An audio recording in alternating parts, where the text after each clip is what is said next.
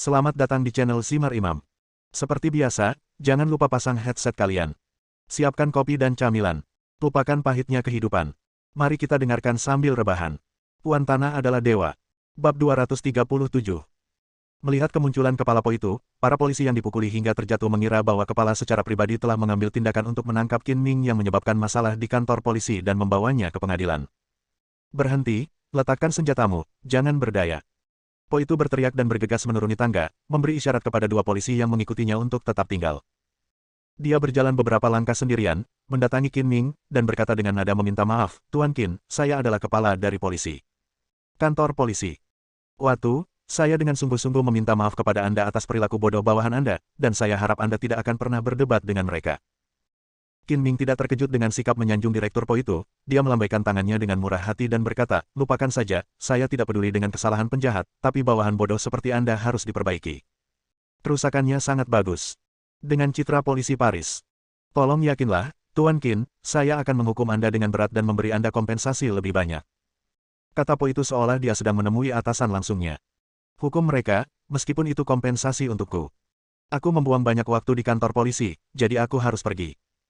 Tuan Qin, Anda sangat murah hati, saya akan mengirim Anda pergi." Po itu mengirimnya langsung, dengan sikap hormat yang hampir menyanjung. Setelah mengirim Qin Ming keluar dari kantor polisi, Po itu dengan tulus meminta maaf lagi, "Tuan Qin, saya sangat meminta maaf atas masalah yang ditimbulkan oleh insiden ini kepada Anda. Jika Anda membutuhkan saya di masa mendatang, tanyakan saja, tolong lakukan untuk saya. Sampaikan salam pada putri bangsawan. Sangat mudah untuk berbicara." Qin Ming telah melihat Ferrari berwarna merah mawar diparkir tidak jauh dari sana, dan segera memahami apa yang sedang terjadi menghormati. Memikirkan orang-orang yang membunuh Gu Qingyi 2 kali, Qin Ming merasa mereka pasti bisa memanfaatkan polisi Paris, jadi dia meninggalkan nomor telepon Po itu. Setelah melihat Qin Ming masuk ke Ferrari merah, Po itu kembali ke kantor polisi. "Sekelompok pecundang, beraninya kamu menangkapmu." Orang di dalam mobil itu tidak lain adalah Isabella, yang memiliki wajah baby face yang lembut dan sempurna. "Sayangku, mereka tidak mempersulitmu, bukan? Apakah menurutmu mereka dapat mempersulitku?" Qin Ming berkata sambil tersenyum, "Aku menangkap seseorang yang tidak boleh ditangkap, tapi aku memberinya pelajaran. Aku hanya bisa menganggap diriku tidak beruntung." Ketika Basil menahan rasa sakit, berpegangan pada dinding, dan berjalan keluar dari ruang interogasi, dia mengetahui bahwa direktur secara pribadi mengirim Qin Ming pergi, yang membuatnya bingung. "Direktur, mengapa Anda membiarkan Qin Ming pergi? Dia adalah tersangka kriminal yang sangat berbahaya." Melihat Po itu kembali, Basile mendekatinya dan bertanya dengan bingung, dengan nada kemarahan yang tidak dapat disembunyikan. Po itu tidak berkata apa-apa dan memberi isyarat agar Basile mengikutinya. Mereka berdua datang ke kantor direktur di lantai 2, menutup pintu, dan tidak ada orang luar yang hadir. Po itu menunjukkan gaya bermartabat sutradara dan dengan tegas menegur, "Basil, lihat hal-hal baik yang kamu lakukan, kamu hampir memberiku masalah. Zizi, aku tidak bisa melindungimu kali ini. Sebagai hukuman, aku akan memberhentikanmu dari semua tugas sebagai pemimpin tim." Basile bisa dibilang sebagai orang kepercayaan Po itu. Ia juga tahu kalau Basile punya kebiasaan menyiksa penjahat. "Kenapa? Direktur, aku butuh alasan. Aku tidak bisa begitu saja melihat orang berbahaya seperti itu dibiarkan begitu saja." Mata Basile menyemburkan api dan tinjunya terkepal. "Bodoh, Tuan Qin belum tentu seorang teroris. Dia tidak melakukan apapun. Menangkap orang tanpa pandang bulu sebelum membereskan masalah sudah merupakan kelalaian terbesar Anda dalam menjalankan tugas. Dan meskipun dia benar-benar teroris, kita harus melepaskannya, karena dia mendapat dukungan besar. Jangan bicara tentang Anda dan saya, meskipun Presiden melihat orang terhormat itu, dia harus diperlakukan dengan sopan." Petik 2. Mendengar perkataan Po itu, Basile menjadi semakin bingung. Dia menahan amarahnya dan bertanya, "Direktur, saya ingin tahu tokoh besar mana yang sedang Anda bicarakan." Dia kebal hukum. Hukum dibuat oleh manusia. Itu hanyalah alat bagi mereka yang berkuasa untuk memerintah warga sipil. Jika Anda telah menjadi polisi selama bertahun-tahun dan Anda tidak dapat memahaminya, Anda benar-benar bodoh. Po itu menegur dan kemudian berkata, "Saya tidak bisa mengungkapkan identitas orang itu. Itu terlalu rumit dan tidak baik bagi Anda untuk mengetahui terlalu banyak. Anda hanya perlu melakukan apa yang saya katakan." Pada akhirnya, Basil bahkan tidak menanyakan alasannya. Biksu Ruzang bingung, tapi dia mengerti satu hal, yaitu Qin Ming tidak bisa menyentuhnya. Isabella mengirim Qin Ming kembali ke pusat pameran perhiasan dan ditinggalkan sendirian. Saat ini, hari sudah hampir tengah hari, dan ruang pameran telah dibuka untuk umum, menarik banyak orang untuk menyaksikan pertempuran tersebut. Qin Ming berjalan melewati kerumunan dan sampai ke ruang tunggu. Dia mendorong pintu hingga terbuka dan melihat bahwa selain Gu Qingyi, Ani, dan Huo Nanling, ada tamu tak diundang di ruangan itu, Lang Wedok. "Kamu kembali." Melihat kembalinya Qin Ming dengan selamat, Bu Qingyi sangat bersemangat. Bagaimanapun, dia berada di luar negeri dan tidak terbiasa dengan tempat itu. Tapi wajah Lam Wedok menjadi gelap, dan diam-diam dia memarahi Bruno karena ketidakmampuannya melakukan sesuatu. Dia tidak bisa menangani hal sekecil itu, dan dia berani mengaku sebagai pengacara emas. Sudah kubilang, jangan khawatir, aku hanya pergi ke kantor polisi untuk minum teh. Kata Qin Ming sambil tersenyum. Apakah pengacara membawamu keluar, atau Isabella? Seperti kata pepatah, kepedulian menyebabkan kekacauan cara untuk melakukan keduanya, dan tidak ada kerugian sama sekali. Terima kasih kepada Isabella kali ini, pengacara yang kamu temukan tidak membantu sama sekali. Qin Ming tidak menjelaskan secara rinci. Pengacara itu pergi untuk membantu, agar tidak membuat Gu Qingyi khawatir, dia juga menebak pengacara yang tidak dapat diandalkan pasti telah diinstruksikan oleh seseorang. Saya sangat menyesal. Keluarga melalui kami gagal menghentikan polisi dan menimbulkan masalah pada Tuan Qin. Ini adalah kegagalan polisi, dan ini bukan salahmu. Jangan salahkan dirimu sendiri, kata Qin Ming.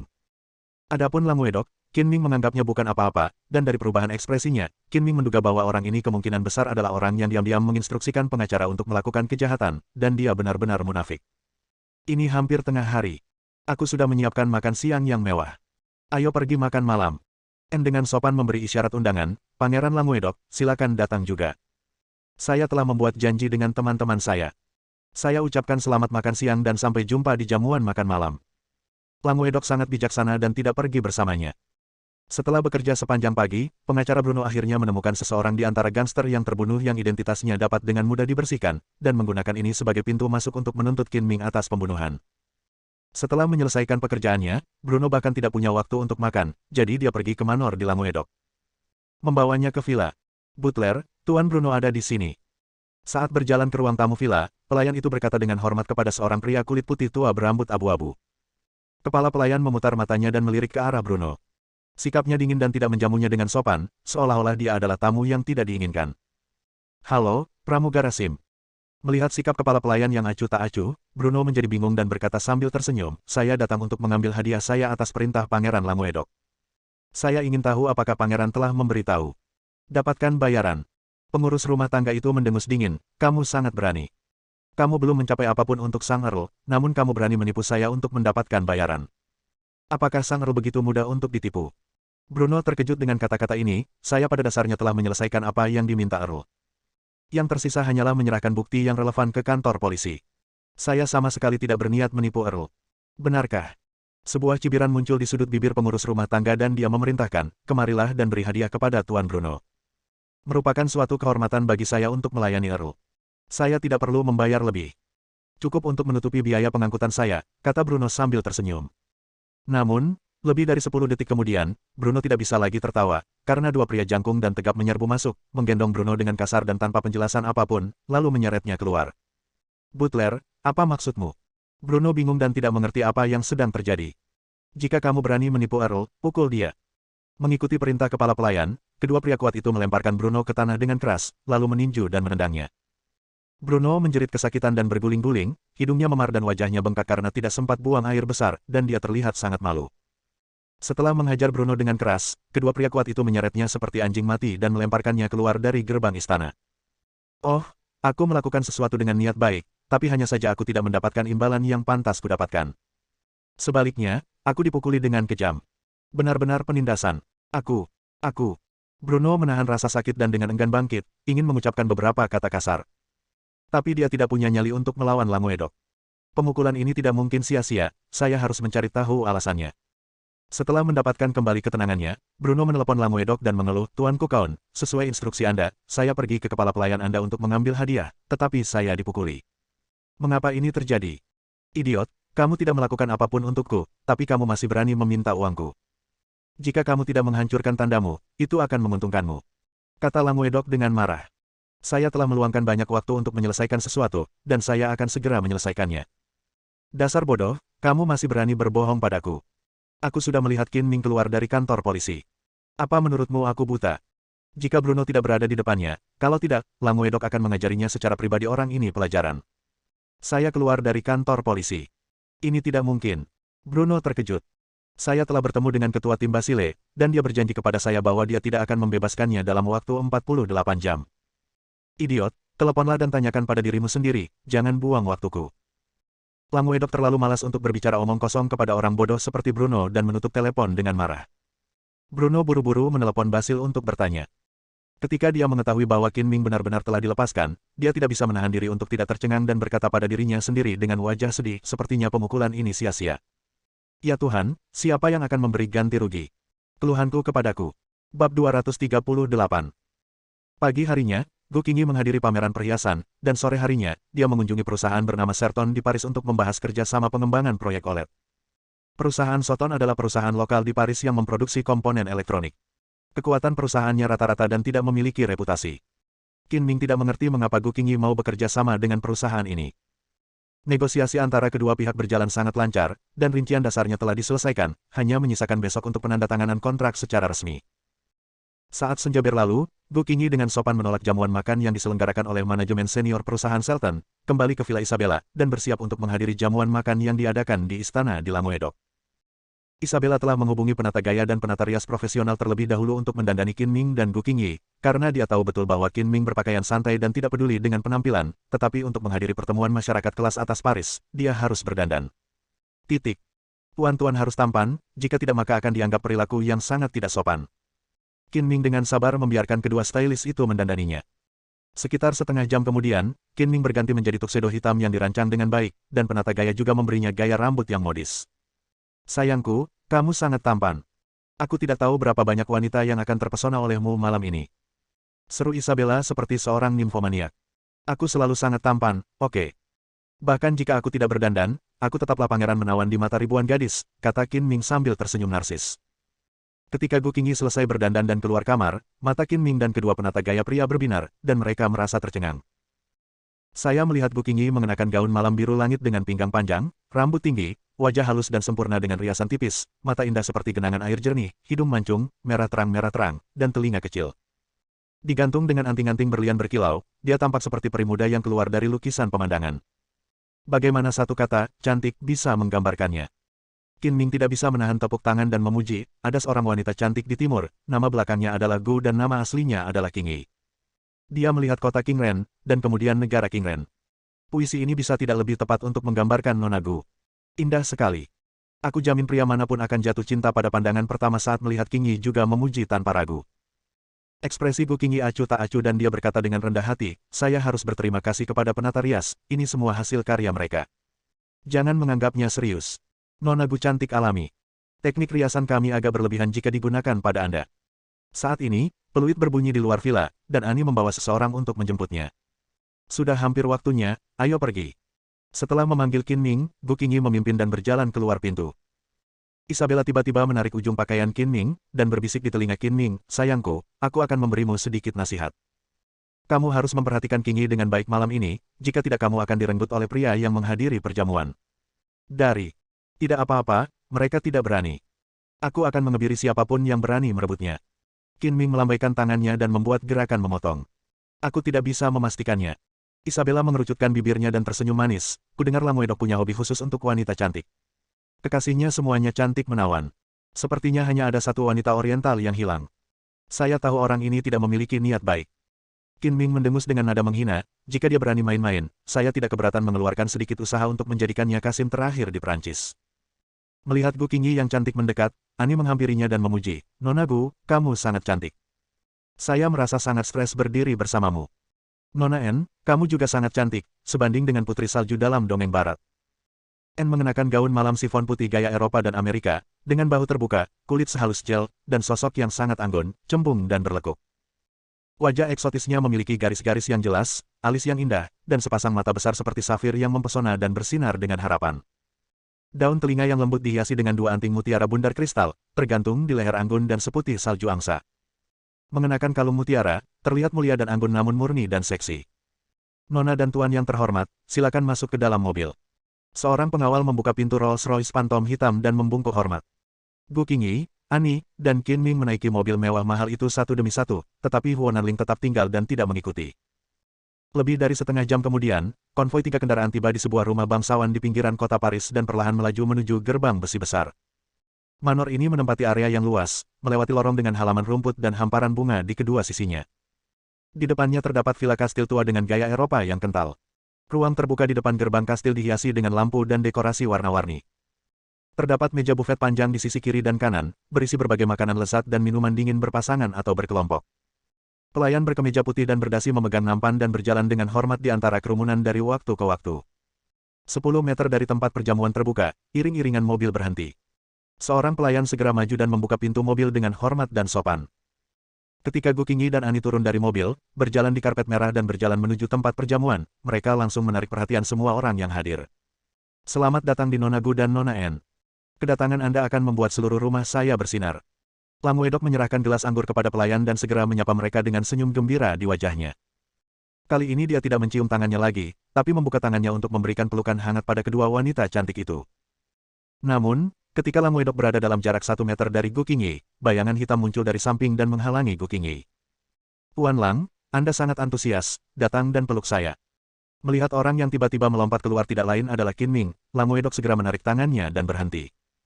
Sial, orang ini muncul lagi untuk merusak perbuatan baikku.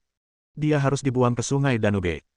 Lam Wedok diam-diam mengutuk di dalam hatinya, tapi dia masih terlihat sopan di luar, tapi ada sedikit rasa jijik di matanya.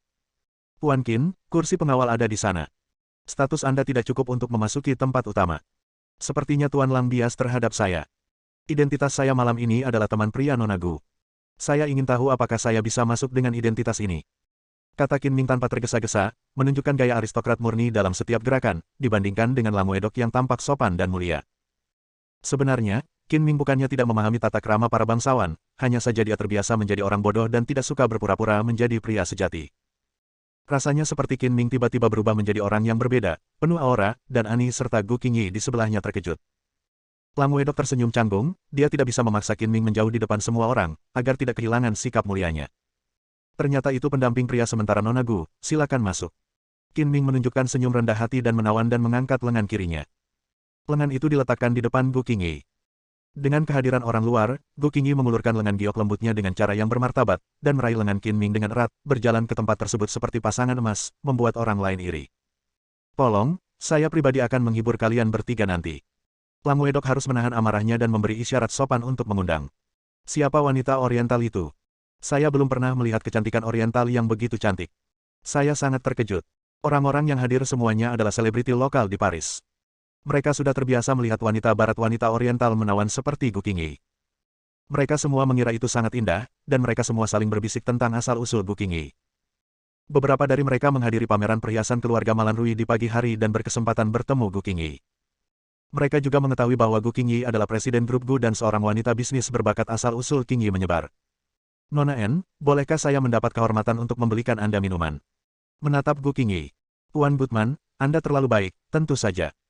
Meskipun En adalah keturunan Cina dan Prancis, dia dibesarkan di Paris dan menghadiri pertemuan kelas atas, jadi dia berkata dengan alami dan murah hati.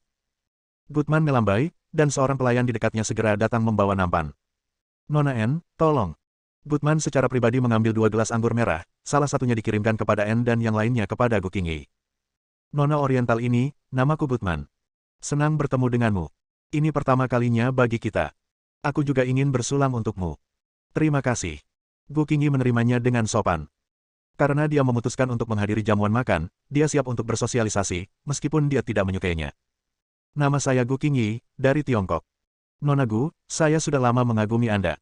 Untuk lebih dekat, Gutman menyapanya dalam bahasa Mandarin yang patah-patah. Artinya seorang pemabuk tidak peduli tentang minum, tapi peduli pada kecantikan. Aku benar-benar harus memperhatikan Gu Qingyi dengan baik malam ini. Qin Ming bergumam pada dirinya sendiri bahwa jelas bahwa Gutman datang ke Gu Qingyi dan memimpin dalam menyapa Ani, yang hanya berpura-pura untuk mendekati Gu Qingyi. Kemudian, Gutman mengambil 2 gelas anggur merah lagi, dan menyerahkan salah satunya kepada Qin Ming. Tuan, senang bertemu dengan Anda juga. Siapa Anda? Dia adalah pasangan priaku, Qin Ming. Gu Qingyi memperkenalkannya secara proaktif, menggunakan Qin Ming sebagai tameng. Tuan Qin, halo, halo. Saya sangat iri karena Anda memiliki teman wanita cantik seperti Nona Gu. Halo, senang bertemu Tuan Gutman. Seperti kata pepatah, jangan pukul orang yang tersenyum. Qin Ming mengambil gelas anggur dengan tangan kirinya, mengulurkan tangan kanannya, dan berjabat tangan dengan Gutman. Saya sangat senang bertemu dengan 2 tamu dari jauh malam ini, bersorak. Gutman mengangkat gelasnya. Qin Ming dan 3 lainnya juga mengangkat gelas mereka dan masing-masing menyesapnya. Gerakan Gu Qingyi dan Ani sangat elegan dan menawan, yang enak dipandang. Saya ingin tahu berapa kali Nona Gu dan Tuan Qin datang ke Paris yang indah, dan seberapa banyak yang mereka ketahui tentang Paris. Setelah bersulang, Goodman mulai mengobrol. Ini pertama kalinya kami di sini. Jawab Qin Ming. Oh, ternyata ini pertama kalinya bagiku. Kalau kamu beruntung, aku ingin mengajakmu berkeliling Paris dan menikmati pemandangannya yang indah. Aku jamin kamu tidak akan pernah pergi dan jatuh cinta pada Paris. Goodman berkata dengan antusias. Bersambung.